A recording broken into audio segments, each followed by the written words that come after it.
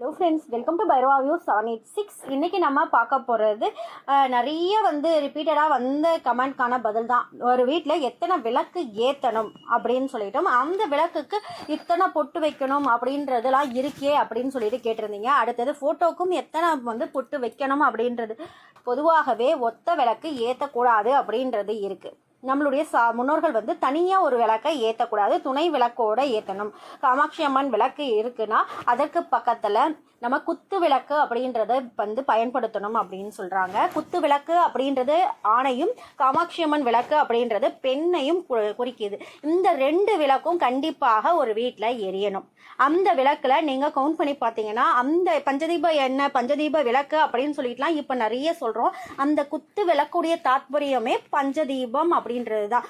இப்போ அந்த குத்து விளக்கு எந்த அளவுக்கு அந்த 5 திரியையும் போட்டு நம்ம ஏற்றுறோமோ அதற்கு பலன்கள்